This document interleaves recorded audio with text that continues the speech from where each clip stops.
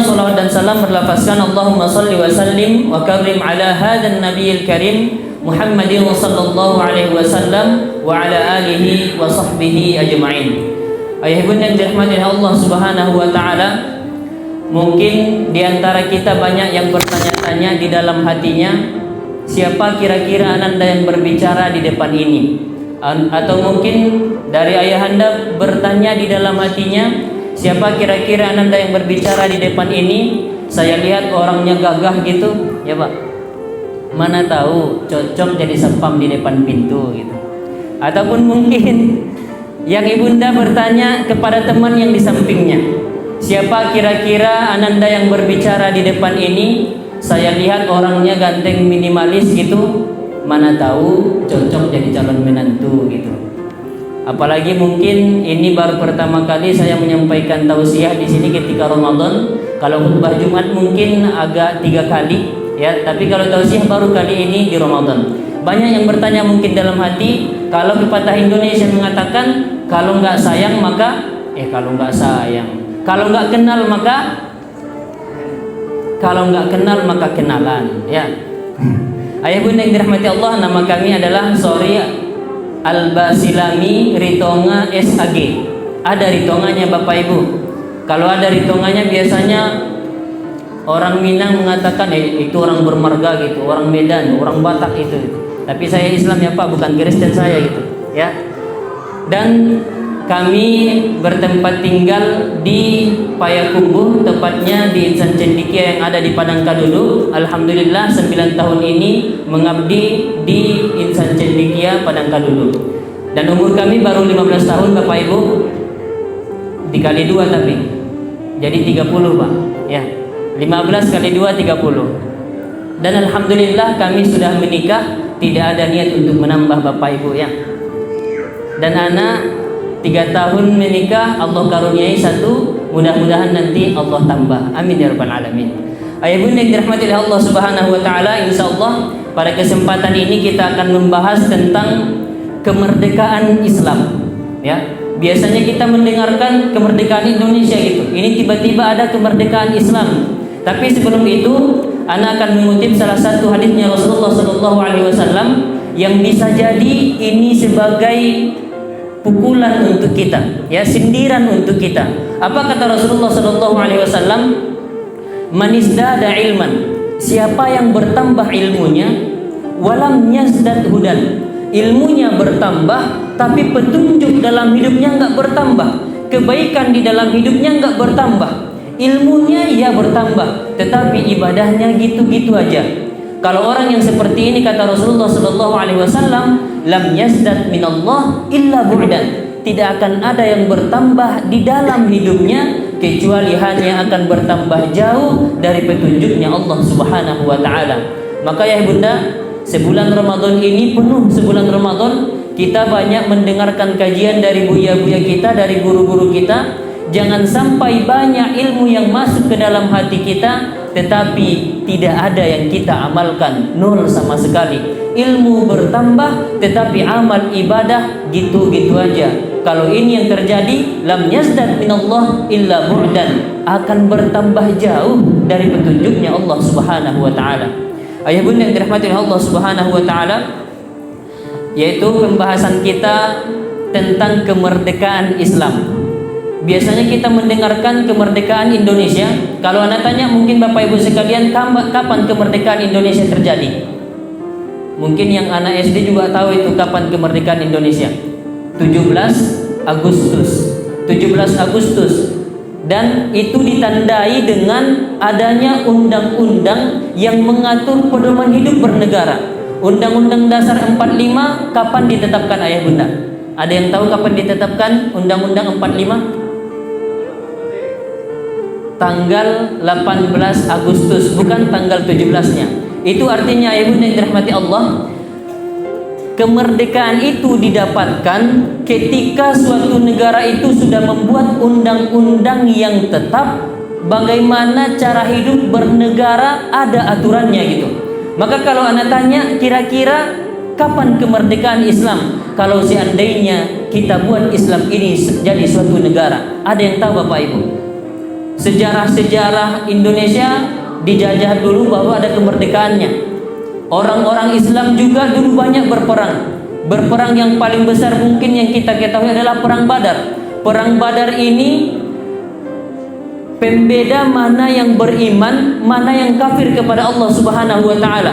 Apakah dengan menangnya orang Islam di perang Badar menjadi simbol kemerdekaan Islam?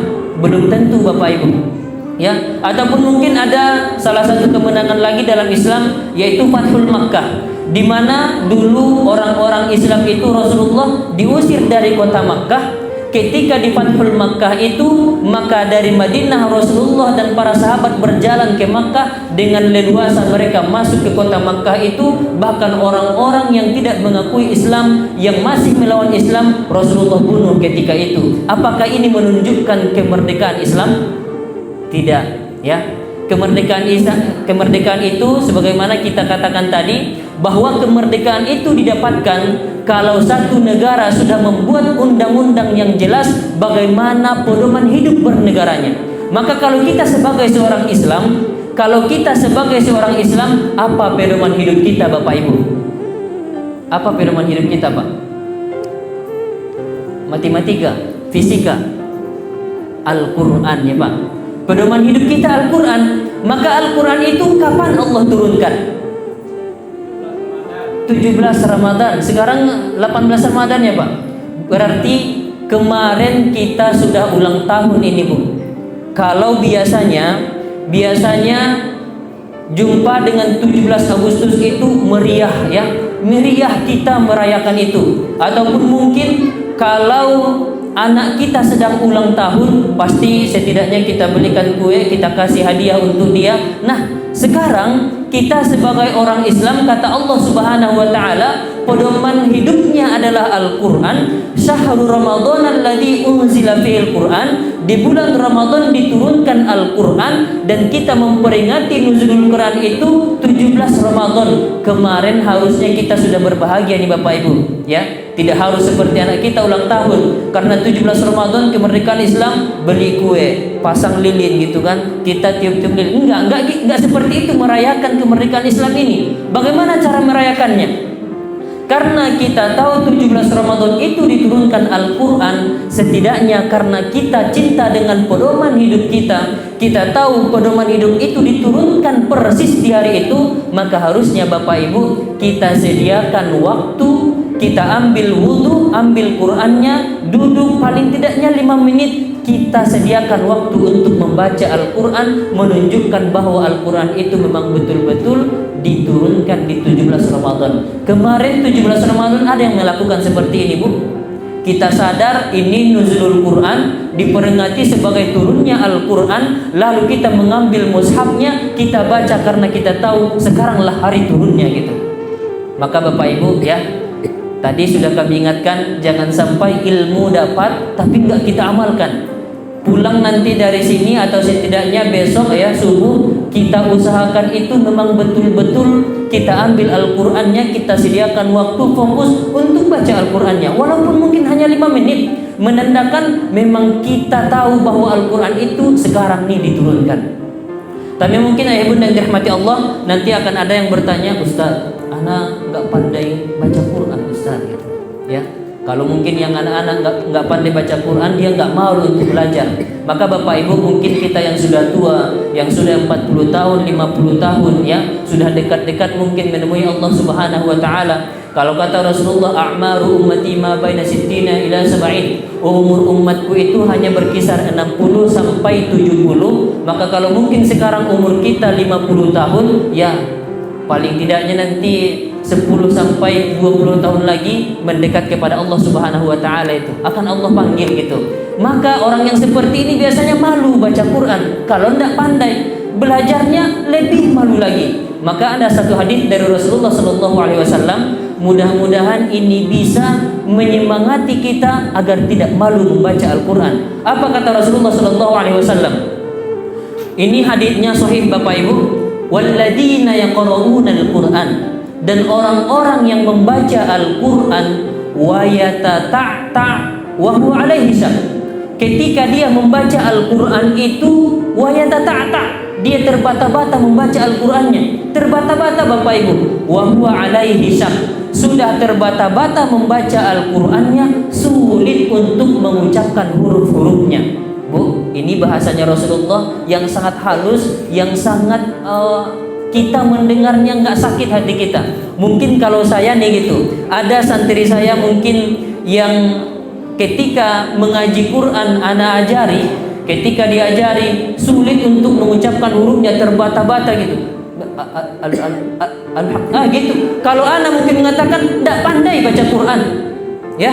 Kalau Rasulullah kan halus bahasanya, jangan sampai ada orang yang sakit hatinya gitu. Maka Rasulullah mengatakan orang yang membaca Al-Quran ketika membaca itu terbata-bata membacanya dan sulit mengucapkan hurufnya. Oh, ini tidak pandai baca Quran, Bu, kalau bagi saya gitu. Tidak pandai baca Quran, tapi dia ingin membaca Qurannya, dia buka Al-Qurannya. Kata Rasulullah SAW, lahu ajrani. Bagi orang yang seperti ini keadaannya, dia akan mendapatkan 2 pahala. Ya, dia mendapatkan 2 pahala. Maka Bapak Ibu, jangan sampai kita yang mungkin sudah tua tapi memang bacaan Qurannya masih minim, jangan malu membaca Al-Qurannya. Tapi mungkin kita yang sudah ada ayat-ayat yang sudah kita hafal, jangankan Bu membaca Al-Quran itu, melihat Al-Quran saja itu sudah berpahala. Melihatnya saja, apalagi mungkin kita khususkan waktunya walaupun hanya 5 menit, kita buka Al-Qur'annya, baik itu mungkin qul huwallahu ahad yang sudah kita hafalkan sampai mungkin ke bawah, tapi kita lihat Al-Qur'annya, kita baca ayat-ayat yang sudah kita hafalkan itu, maka akan lebih pahalanya dari 2. Ya, yang mungkin 2 pahala itu kita nggak lihat Quran tapi kita baca, ya, kita terbata-bata nggak pandai membacanya. Kalau di hadis-hadis Rasulullah SAW kan, kalau kita baca Al-Quran 1 huruf, maka 1 hurufnya itu asyri amthaliha, 10 pahala yang Allah berikan. 1 huruf 10 pahala yang Allah berikan. Bismillahirrahmanirrahim saja Bapak Ibu 19 huruf atau mungkin 20 huruf, ya. Kalau kita baca bismillah itu kalilah 10 kali 20 200 pahala yang kita dapatkan. 200 pahala baru bismillahirrahmanirrahim. Kalau kita baca yang lain maka semakin banyak pahalanya.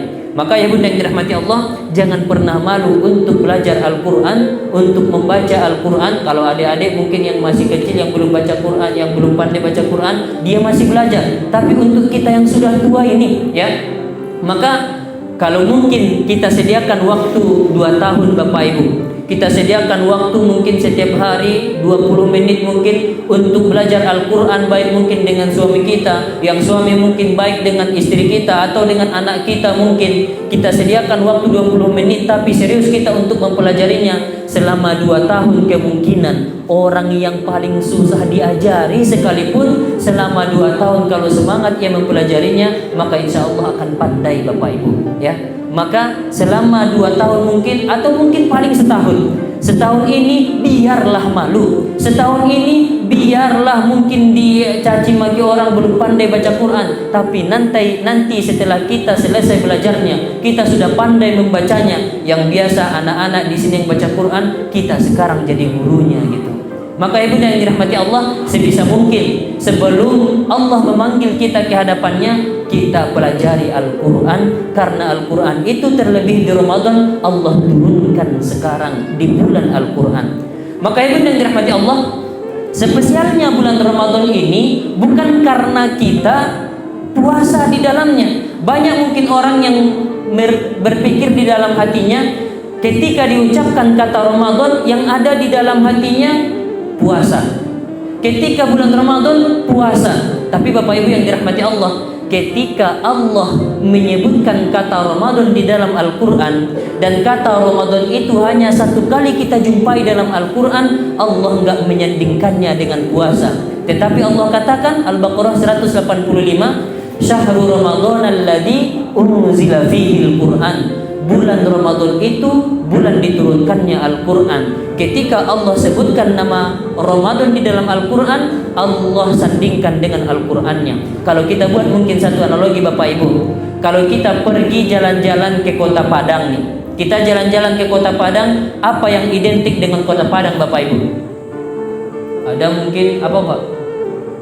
Bengkuang. Bengkuang mungkin iya. Ada mungkin kalau ya berarti bapak biasanya selalu memikirkan kalau ada keluarga, oh dari Padang Bengkuang tuh. Tapi mungkin kalau anak-anak Tablau gitu kan, pantai. Yang identik dengan Padang itu mungkin pantainya, ataupun mungkin masjid rayanya, atau transmartnya, karena nggak ada di sekitar kita. Maka Bapak Ibu yang dirahmati Allah, kalau kita mungkin pergi jalan-jalan ke Kota Padang dan kita berfoto di kebun, di kebun yang ada di Kota Padang gitu, lalu kita pulang ke kampung kita ke sini, kita katakan kepada orang-orang sekitar kita, nih kemarin saya sudah balik nih dari Kota Padang gitu. Tapi yang kita nampakkan itu foto kebun, ya, foto kebun. Kalau mungkin foto kebun Bengkuang masih iya gitu. Tapi kok kebun biasa, ladang yang biasa gitu. Apakah ada orang yang percaya bahwa itu di Kota Padang, Pak? Jarang mungkin. Kalaupun orang percaya, mungkin dia pernah ke situ. Tapi kalau kita mungkin berfoto kayak Bapak yang bilang tadi, kita berfoto di depan Bengkuang yang banyak di pinggir jalan itu, atau kita berfoto di pinggir tablaunya, kita nampakkan kepada orang-orang yang ada di sini, pasti mereka yakin, oh iya ini Kota Padang mah gitu. Pasti. Atau mungkin kita pergi jalan-jalan ke Bukit Tinggi, ini pasti nggak ada yang berbeda pendapat nih. Yang identik dengan Bukit Tinggi itu apa Bapak Ibu? Jam gadang gitu, jam gadang semuanya. Bahkan orang yang belum pernah sampai ke Bukit Tinggi, ya, kita nampakkan foto jam gadangnya. Ah ini Bukit Tinggi nih katanya. Padahal dia nggak sampai ke situ. Maka kalau kita pergi jalan-jalan ke Bukit Tinggi, kita foto di gedung parkirnya gitu, ya, kita foto di gedung parkirnya, kita balik ke Mungga gitu, kita katakan kepada saudara kita, nih foto saya kemarin di Bukit Tinggi gitu, yang kita nampakkan parkiran mobil yang banyak gitu. Apakah ada orang percaya kita sampai ke Bukit Tinggi? Tidak akan mungkin. Tapi kalau Bapak Ibu berfoto di depan jam gadangnya, nampakkan ke orang-orang, bahkan orang yang belum sampai ke Bukit Tinggi, oh ini Bukit Tinggi nih, ada jam gadang lah gitu. Artinya apa Bapak Ibu? Ketika Allah sandingkan nama Ramadan di dalam Al-Quran bukan dengan puasanya. Padahal yang identik dengan Ramadan puasa. Yang identik dengan Ramadan kalau kata Rasulullah, suffidatis syayatin, bahwa setan-setan itu dibelenggu. Tapi ketika Allah menyebutkan kata Ramadan, Allah enggak mengatakan syahrul Ramadan alladzi suffidatis syayatin, di bulan Ramadan itu dibelenggu setan-setan. Ataupun mungkin Allah katakan syahrul Ramadan alladzi fihi wajaba alaikumus shiyam, di bulan Ramadan itu diwajibkan bagi kamu berpuasa. Tidak seperti itu Allah katakan. Di bulan Ramadan itu dibukakan pintu-pintu surga gitu. Allah enggak mengatakan seperti itu. Allah mengatakan Ramadan itu identik dengan Al-Quran, yang Al-Quran itu adalah pedoman hidup kita. Maka Bapak Ibu yang dirahmati Allah, kalau kita berjumpa dengan bulan Ramadan dan kita tidak ada interaksi dengan Al-Qurannya, itu sama saja seperti cerita pergi ke Padang tapi fotonya di ladang orang. Kita pergi ke Bukit Tinggi, fotonya di tempat parkir gitu. Nggak ada orang yang percaya bahwa kita sudah sampai ke sana. Maka Bapak Ibu buktikan sekarang, kalau kita jumpa dengan Ramadan, Allah katakan Ramadan itu identik dengan Al-Quran, maka perbanyak interaksi di dalamnya. Ayah bunda yang dirahmati oleh Allah Subhanahu wa taala, ada satu makalah mengatakan, ini mudah-mudahan bisa menyemangati kita untuk belajar Al-Quran, untuk membaca Al-Quran dan menghafalkannya. Kata para ulama kita, ada satu makalah mengatakan, kullu syai'in, setiap segala sesuatu, yartabitu bil Quran, apabila disandingkan dengan Al-Quran, yusbihu aziman, maka sesuatu itu akan menjadi mulia. Setiap segala sesuatu kalau disandingkan dengan Al-Quran, maka sesuatu itu akan menjadi mulia. Maka Bapak Ibu saya tanya, bulan yang paling mulia dibanding bulan-bulan lainnya apa?